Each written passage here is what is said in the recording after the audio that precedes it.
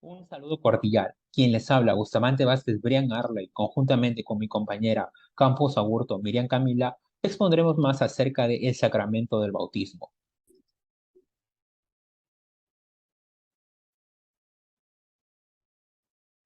Bien, para poder comprender la exposición debemos preguntarnos inicialmente qué comprendemos por el bautismo, lo que significa y lo que este sacramento representa.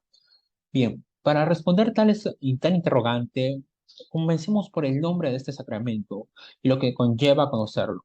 El bautismo como tal es el santo bautismo en sí, que vendría a ser el fundamento de toda la vida cristiana, el pórtico de la vida en el Espíritu y la puerta que abre el acceso a los otros sacramentos. Por el bautismo somos liberados del pecado y regenerados como hijos de Dios. Llegamos a ser miembros de Cristo y somos incorporados a la iglesia y hechos partícipes de su misión. Ya conociendo lo mencionado, podemos añadir que el bautismo es una voz que proviene, una voz griega que proviene de baptizo, que significa sumergir, lo cual también significa una inmersión en el agua, que significa el acto de sepultar al catecúmeno en la muerte de Cristo, de donde sale por la resurrección como él, como una nueva criatura. Como tal, el bautismo también representa la regeneración y la renovación del Espíritu Santo, porque significa y realiza ese nacimiento del agua y del Espíritu. A su vez también representa la iluminación, porque quienes reciben la enseñanza de Dios verá que su espíritu es iluminado y llamado a la trascendencia. Sabiendo que los sacramentos se fundamentan en la Biblia y estos fueron creados por Jesucristo, eh, uno se cuestiona si el bautismo quizás es una excepción, pero no es así. El bautismo no es una excepción de esta regla que existe en sí, porque el bautismo se encuentra en la Sagrada Escritura. Ante ello, existe una multiplicidad de ocasiones en distintos pasajes de la Sagrada Escritura donde se evidencia como tal. Una de estas, digamos, clasificaciones, etapas, vendría a ser la experiencia bautismal de Israel, donde se narran diversas historias, como por ejemplo el agua que se convierte ya en símbolo de una vida abundante, feliz y plena, que está en el Génesis, el diluvio de aguas por la muerte y la vida, el paso del Mar Rojo, que es el triunfo por las aguas, el bautismo del Jordán, o el mensaje de los profetas, este último que se encuentra en Isaías.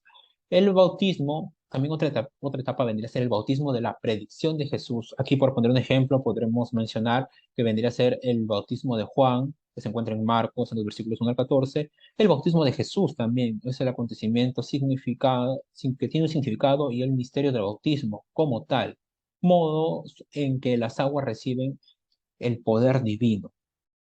Otra etapa también dentro de esto vendría a ser el bautismo de la comunidad apostólica, los cuales en los pasajes de la Biblia donde se narra esta fase, por mencionarlo así, es el mismo día de Pentecostés, que es en los Hechos de los Apóstoles, el bautismo y la confirmación, y quizás también la confirmación que se encuentra de Samario y Efeso, también el bautismo en la conversión de Pablo, también está la conversión y el bautismo del centurión Cornelio. También se encuentra otra historia que es el bautismo de las cartas de San Pablo, el significado de Cristo lógico, la eficacia neumática, la dimensión comunitaria y la eficacia saterológica. También finalmente podemos mencionar el bautismo en la primera carta de San Pedro. Finalmente, uno se cuestiona, uno se pregunta, ¿no? El bautismo fue estudiado, fue desarrollado plenamente por la iglesia y fue así. Y esto se da durante la tradición teológica del bautismo, ¿no? La teología, el gran estudio acerca de la cristiandad y todas las cuestiones religiosas. Bien, acá también hay una ligera clasificación. La primera vendría a ser las primeras síntesis teológicas de la escolástica, que vendrían a ser como los primeros escolásticos, ¿no? Dentro de las obras de estos autores está la Sacramentum Tantum, que es el lavado del agua con la invocación a la Santísima Trinidad. Se trata de esto, se trata acerca de esto en este libro.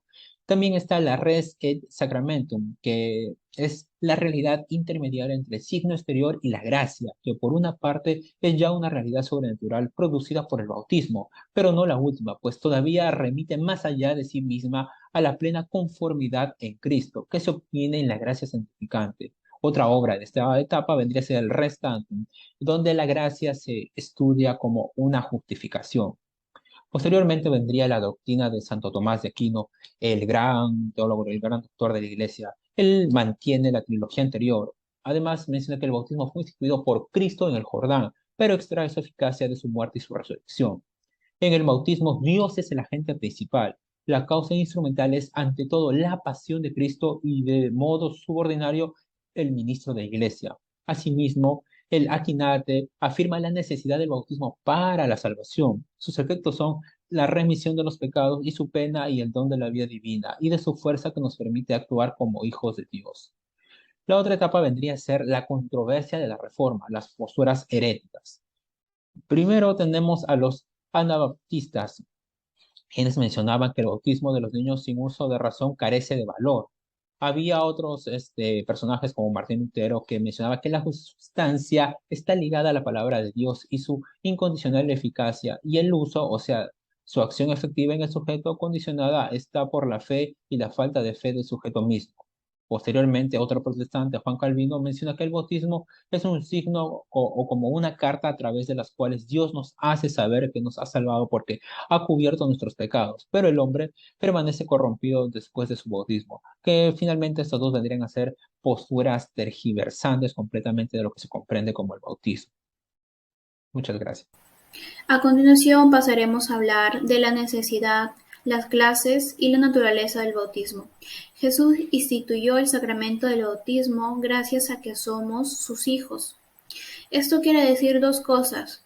Comunicó al rito bautismal su significación y su eficacia de la gracia, y que el bautismo es un acto de Cristo, es decir, lo hizo por amor a nosotros. La necesidad del bautismo. Jesús mismo afirma que el bautismo es necesario para la salvación. Por eso mandó a los apóstoles a anunciar el Evangelio, a bautizar a todos los hombres. Esto quiere decir que el bautismo es tan necesario para poder entrar al reino de los cielos. Esta necesidad atañe a aquellos que han recibido el anuncio del Evangelio y han tenido la oportunidad de pedir este sacramento. El que crea y sea bautizado se salvará. El que no crea se condenará, nos dice Marcos capítulo 16, versículo 16. Por otro lado, tenemos una razón teológica, que es que nos dice que sin la incorporación a Cristo, la cual se produce en el bautismo, nadie puede salvarse, ya que Cristo es el único camino de vida eterna. Ahora existen clases de bautismo. Nos dice, sin embargo, la necesidad absoluta de este medio de salvación puede ser suplida en casos extraordinarios por otros tipos, ya que comúnmente la que conocemos actualmente podría ser el bautismo de agua, es decir, el que se celebra y se da con todo su proceso. Pero también existen otros dos tipos, bautismo de sangre y bautismo de deseo. El bautismo de sangre. Desde siempre, la Iglesia posee la firme convicción de que quienes padecen la muerte por razón de Cristo sin haber recibido el bautismo son bautizados por su muerte. Y el bautismo de deseo. Todo hombre que logrando el Evangelio de Cristo y su Iglesia busca la verdad y hace la voluntad de Dios, según él la conoce. Se supone que semejantes personas habrían deseado explícitamente ser bautizados, pero no llegaron a cumplir su deseo. Ahora pasaremos a hablar acerca de los significados del bautismo. Primero nos encontramos con la justificación, que se da la remisión del pecado original y también de los pecados personales. También a su vez la santificación interna. Dentro de la santificación interna encontramos la infusión de la gracia santificante, las virtudes teologales y los dones del Espíritu Santo. También por otro lado está la gracia sacramental, que otorga derecho a recibir auxilios espirituales y está orientada a la salvación del hombre. También marca el espíritu, un indeleble que es el carácter.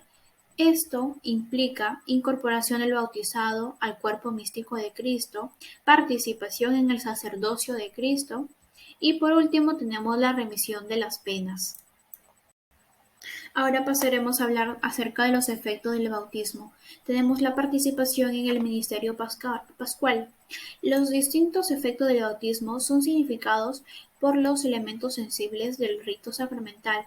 La inmersión en el agua evoca los símbolos de la muerte y de la purificación, pero también, o a su vez, los símbolos de la regeneración y de la renovación. Los dos efectos principales, por tanto, son purificación de los pecados y un nuevo nacimiento en el Espíritu Santo. Tenemos a la muerte, la remisión de los pecados, es decir, mueren los pecados, tanto el pecado original como los pecados personales. Y tenemos a la resurrección, es decir, la persona cuando se bautiza es como una criatura nueva, un hijo de Dios. Ahora también tenemos incorporados a la iglesia cuerpo de Cristo, ser sacerdocio común de los fieles. Por el bautismo el hombre participa en la vida de Cristo y Cristo es esencialmente sacerdote. El carácter nos dice que incorporados a Cristo por el bautizo es configurado por Cristo. El bautismo imprime en el cristiano un sello espiritual indeleble, es decir, que no se puede borrar. Al contrario, más bien el bautismo es el que borra todos los pecados.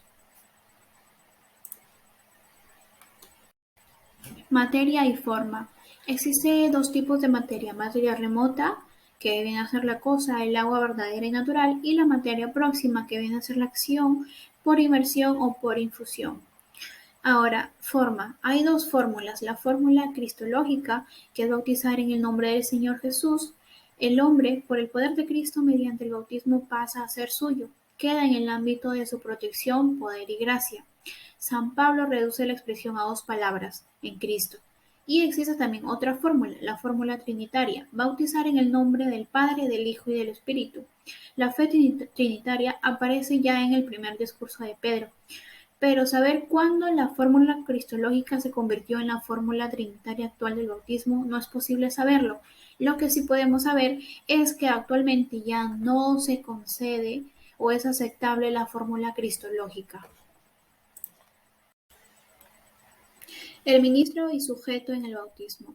Existen dos tipos de ministro: el ministro ordinario, que puede ser un obispo, presbítero o diácono, y el ministro extraordinario, que puede ser cualquier hombre con el rito debido o intención de hacer lo que hace la Iglesia.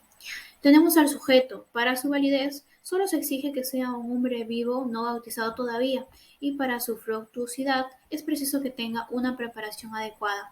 Para un adulto que tenga fe y que esté arrepentido de sus pecados. Para un niño su fe no es causa de la eficacia sacramental, sino que la fe o su consentimiento lo da la Iglesia, se podría decir. El bautismo de los niños es necesario y conveniente. Ahora pasaremos a hablar de los padrinos. Los padrinos son las personas designadas por los padres del niño o por el niño bautizado, si es adulto, para hacer en su nombre la procesión de fe y que procuran que después lleve una vida cristiana congruente con el bautismo y cumpla fielmente las obligaciones del mismo. Es decir, tiene que ser aquella persona que lo guíe por la vida cristiana. Y existen unos requisitos: que tenga intención y capacidad de desempeñar esta misión, poseer la mínima edad de 16 años, haber recibido la iniciación cristiana, que ya conocemos que es el bautismo, la confirmación en la Eucaristía, no haber sido afectado por la pena canónica y por último, que no sea el padre o la madre de quien se está bautizando.